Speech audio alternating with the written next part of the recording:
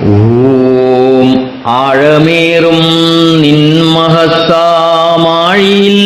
ഞങ്ങളാകവേ ആഴണം വാഴണം നിത്യം, വാഴണം വാഴണം സുഖം.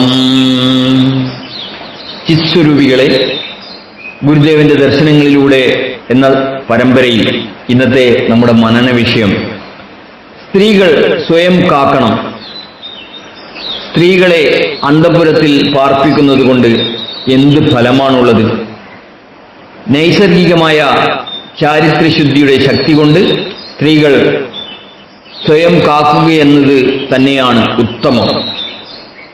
പ്രിയരെ, ജീവിതത്തിൽ സുരക്ഷയെന്നത് വളരെ പ്രധാനമാണ്. എല്ലാ ജീവജാലങ്ങൾക്കും സുരക്ഷയ്ക്കുള്ള മാർഗങ്ങൾ ഓരോ വിധത്തിൽ ഈശ്വരൻ തന്നെ നൽകിയിട്ടുണ്ട്. എന്നാൽ മനുഷ്യൻ സ്വയരക്ഷയ്ക്കായി മറ്റു പലതിനെയും ആശ്രയിക്കുന്നവനായിത്തീരുന്നു.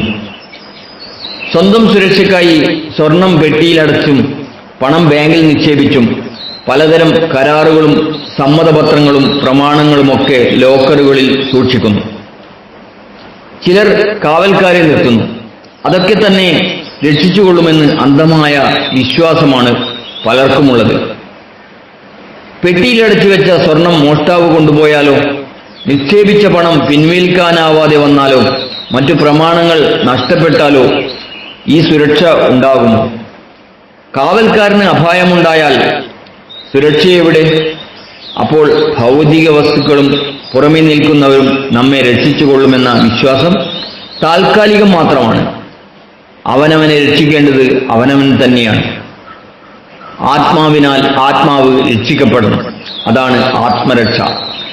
അതറിയാതെ അന്തഃപുരങ്ങളുണ്ടാക്കി കുടുംബത്തിലെ സ്ത്രീകളെ അതിൽ കാത്തിയിടുന്നത് കൊണ്ട് അവരുടെ സുരക്ഷ ഉറപ്പാകുമോ?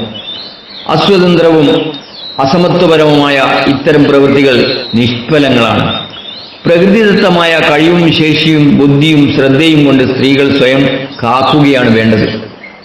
ചാരിത്രശുദ്ധിയുടെ ശക്തി കൊണ്ട് ആത്മരക്ഷ നിർവഹിക്കുന്ന സ്ത്രീകളെ ആർക്കും കളങ്കപ്പെടുത്താനാവില്ല. അഥവാ ആരെങ്കിലും കളങ്കപ്പെടുത്തുവാൻ ശ്രമിച്ചാൽ ആ വിധം ശ്രമിക്കുന്നവരുടെ ആത്മരക്ഷ തകരാറിലായിരിക്കുന്നു എന്ന് മനസ്സിലാക്കാവുന്നതാണ്. സ്നേഹപൂർവം, രഞ്ജൻ, കയനാട്.